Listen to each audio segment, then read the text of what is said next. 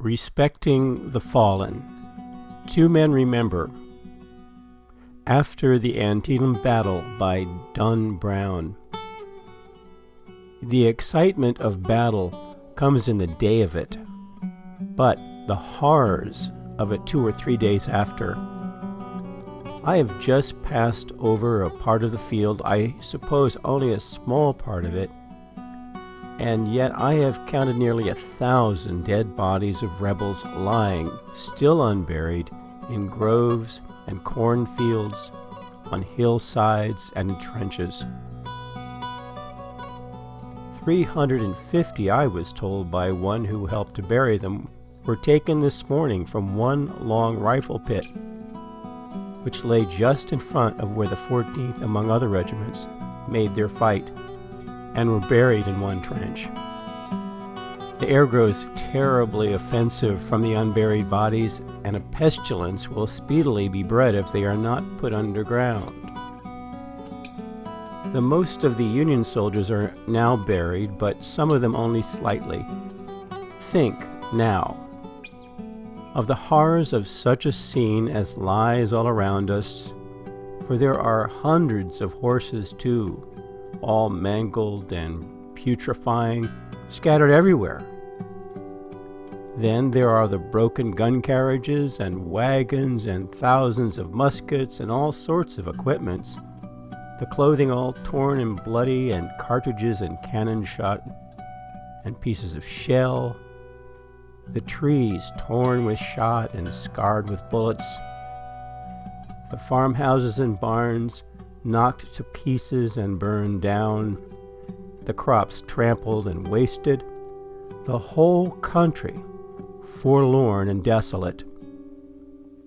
And yet, I saw over this scene of devastation and horror yesternight one of the loveliest double rainbows that ever mortal eyes looked upon.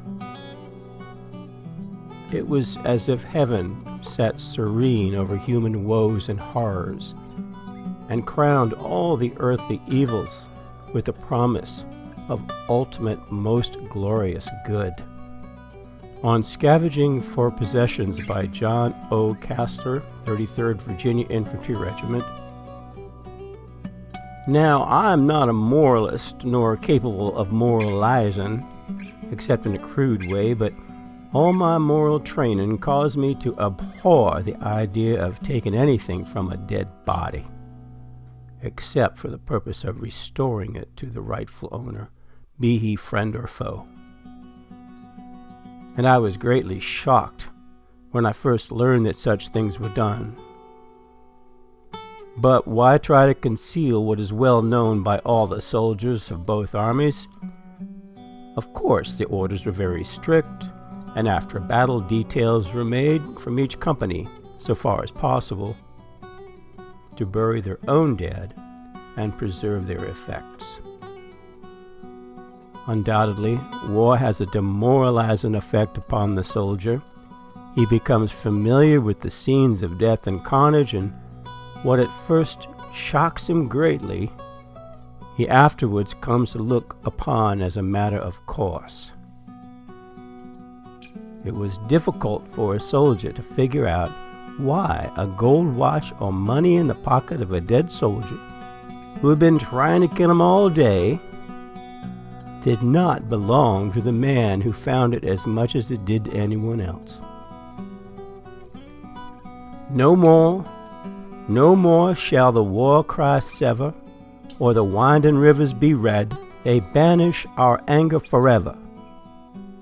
When they laurel the graves of the dead under the sod and dew, waiting the judgment day, love and tears for the blue, tears and love for the gray.